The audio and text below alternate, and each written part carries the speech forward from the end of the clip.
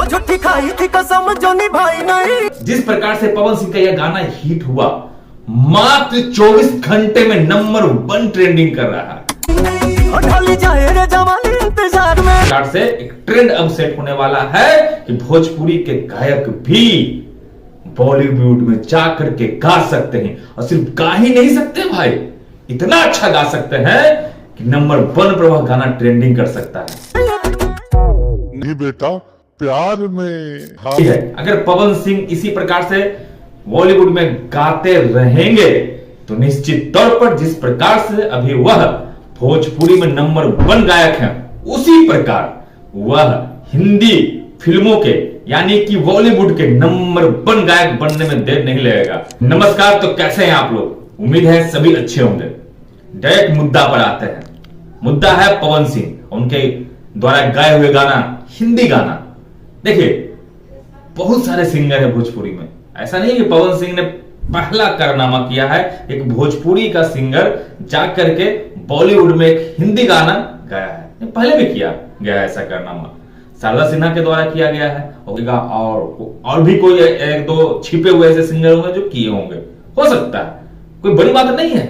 लेकिन बड़ी बात तब बन जाती है जब पवन सिंह जैसे सुपरस्टार, भोजपुरी का सुपरस्टार गायक जाकर के डायरेक्ट एंट्री बॉलीवुड में मारते हैं। वही किस लेवल का फिल्म, एक हाई लेवल का फिल्म जिसमें लगभग जितने भी नंबर 1 ग्रेड का स्टार्स हैं वो लोग काम कर रहे हैं, जैसे पंकज त्रिपाठी, शारदा कपूर, शक्ति कपूर के बेटिया, और राजकुमार राव, बहुत ही फाइन एक्टर, बहुत ही प्रॉपर एक्टर, एकदम जीवंत एक्टिंग करने वाला एक्टर, और उसके साथ पंकज त्रिपाठी जैसे एक अनुभवी एक्टर, और डांस आइटम सॉन्ग करने वाली तमन्ना भाटिया, एकदम बड़ा स्टार से सजा हुआ फिल्म में जहां सचिन म्यूजिक डायरेक्टर होते हैं, वहां पर पवन सिंह को गाना दिया जाता है। पवन सिंह ने क्या गाया है, क्या ही गाया है, जबरदस्त। जाए रे जवानी इंतजार में। देखिए, हमारे भोजपुरी तो नहीं बोल सकते क्योंकि भोजपुरी में उन्होंने गाना नहीं गाया है, लेकिन हमारे बिहार के एक बॉलीवुड में बहुत बड़ा नाम बनाया गायकी में, तो एक उदित नारायण है। अगर जिस प्रकार से पवन सिंह का यह गाना हिट हुआ, मात्र 24 घंटे में नंबर 1 ट्रेंडिंग कर रहा है, और बीट किसको किया? उसी स्त्री फिल्म को जिसमें पवन सिंह ने अपना गाना दिया है, आई नहीं बेटा, प्यार में। हाँ, आइटम सॉन्ग जिसमें तमन्ना भाटिया नाच रही है, उसी को बीट करके नंबर 1 पर पहुंचेगा, वो भी एक दिन में। नंबर 3 भी पवन सिंह का ही गाना बोलबम वाला ट्रेंड कर रहा है, तो पवन सिंह ट्रेंडिंग स्टार्ट है ही।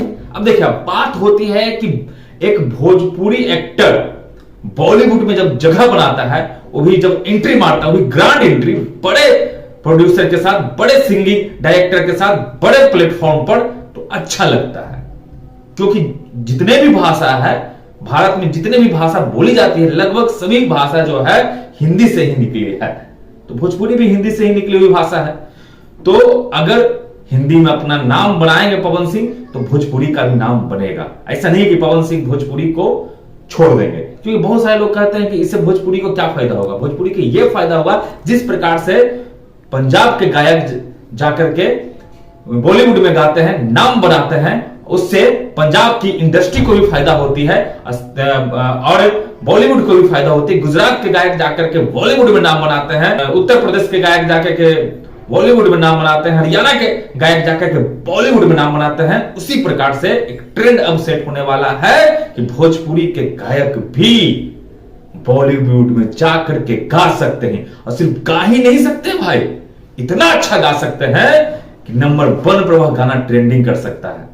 और इतना अच्छा उन्होंने गा रहा है, लग ही नहीं रहा है उनका पहला हिंदी सॉन्ग है, पहला प्लेबैक गायकी है। लग रहा है कि कई वर्षों से हिंदी गाना गा रहे हैं, बॉलीवुड के लिए गा रहे हैं। उनका आवाज तो एकदम इतना मिठास है, ये तो सरस्वती जी का देन है, मां सरस्वती का देन है।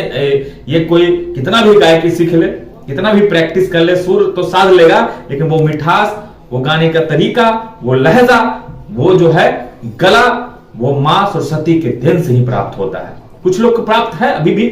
तो जिस प्रकार से एंट्री ली है, अगर पवन सिंह इसी प्रकार से बॉलीवुड में गाते रहेंगे, तो निश्चित तौर पर जिस प्रकार से अभी वह भोजपुरी में नंबर 1 गायक हैं, उसी प्रकार वह हिंदी फिल्मों के यानी कि बॉलीवुड के नंबर 1 गायक बनने में देर नहीं लगेगा।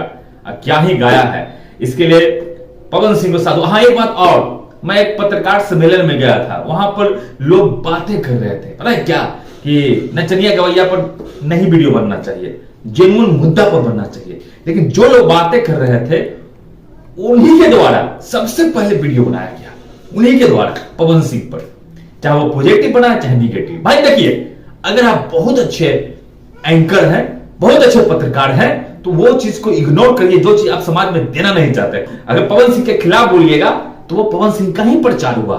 अगर खेसारी के खिलाफ बोलिएगा और कहिएगा मैं तो नचनिया गवैया का विरोध कर रहा हूं, तो विरोध नहीं है, असली मायने में वो प्रचार है।